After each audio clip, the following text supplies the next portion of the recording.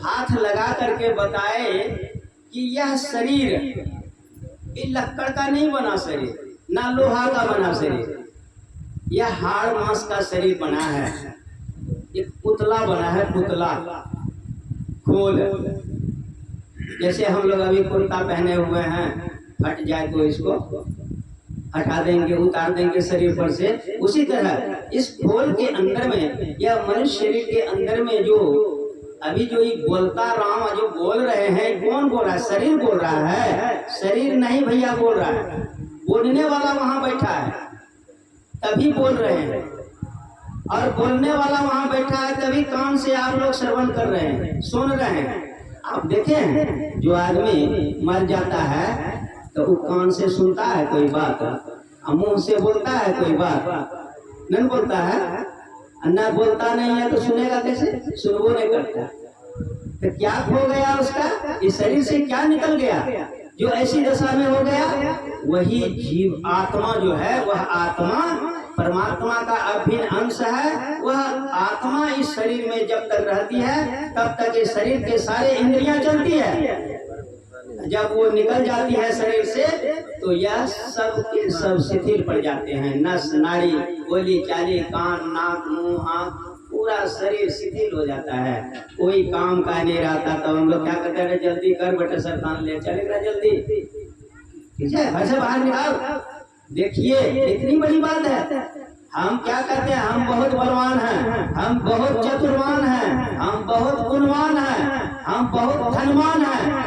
संत कहते हैं कि हे सज्जनों, हे लोगों, हे मनुष्यों, संसार में कुछ भी बन के रहो, धनवान बन के रहो, चतुर्वान बन के रहो, विद्वान बन के रहो, गुणवान बन के रहो, कुछ भी बन के रहो, राजा बन के रहो या रंक बन के रहो, कुछ भी रहो, अगर तुम्हारे में भक्ति नहीं है, ईश्वर का भजन नहीं करता है, तो फिर वह मनुष्य किस तरह से होता है जानते हैं? हम लोग देखते हैं जब बादल लगा देता है ना, बादल जब घना घटा घोर है, हम लोगों को होता है कि उल्टा उल्टा देगा भाई, संभालो अपने को। अब कुछ ही क्षण में उड़ जाता है, तब फिर हम लोग क्या कहते हैं? तो तेरी वाला इतना घट्टा लगे को बादल लगे को बूंद बरसा नहीं हो, निंदा कर इंद्रिय। उसी तरह वैसे मनुष्य के ईश्वर के घर में निंदा होता है। इसीलिए भगवान राम कहते हैं कि मानव का शरीर को समझो कि शरीर है क्या।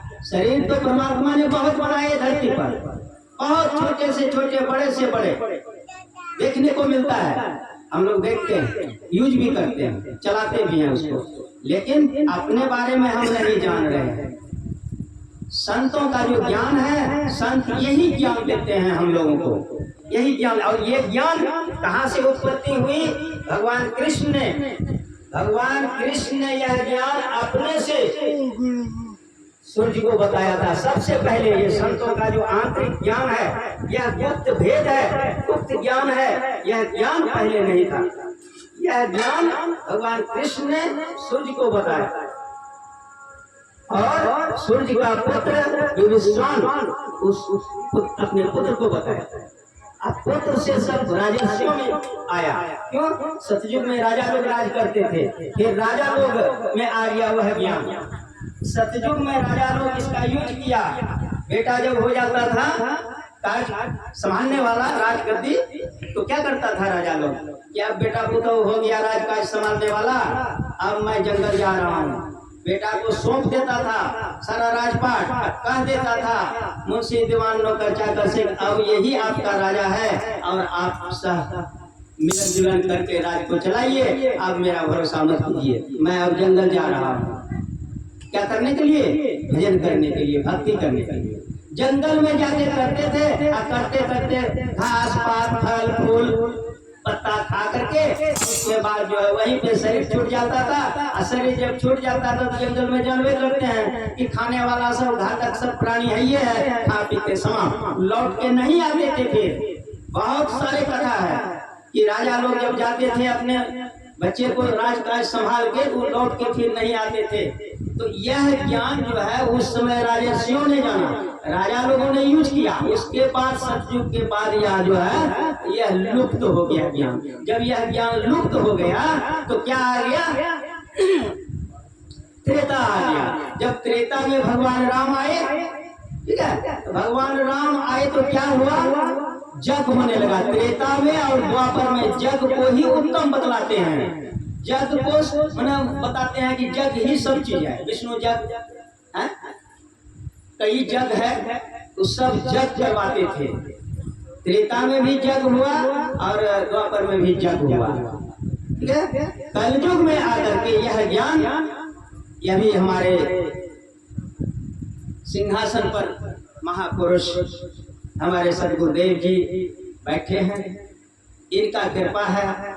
गुरु नानक देव जी महाराज का कृपा है। ऐसे ऐसे संतों ने अपने से खोज किया इस ज्ञान का कि यह ज्ञान कहाँ चला गया, कहाँ लुप्त हो गया। इन्होंने संतों ने इस ज्ञान को खोज के निकाला, खोज के निकाल करके उसके बाद फिर संतों ने अपने यूज करके उसके बाद इस ज्ञान को हम लोगों में बांटना चालू किया। और वही संत आते हैं मनुष्य शरीर में जब तक रहते हैं शरीर छोड़ के चले जाते हैं। आगे की पीढ़ी चलती रहती है। संत कितने आए धरती पर, कितने शरीर छोड़ छोड़ के गए, उसके बाद फिर आते हैं जन कल्याण के लिए। संत जो है, संत को भगवान का दर्जा दिया गया है। इसीलिए भगवान राम ने भी माता सबरी और भगवान राम का जो संवाद है उसमें कह दिया, ये सबरी जो हमको पहचानना चाहेगा, हमको दर्शन करना चाहेगा, उसको सबसे पहले संतों के पास जाना होगा। नहीं तो इसके बीच कोई उपाय नहीं है। जब तक संतों के पास नहीं जाएगा, संतों के पास ही भेद है, वह गुप्त भेद है जो कि मैं उसे मिलता हूँ। जिस गुप्त भेद से मैं मिलता हूँ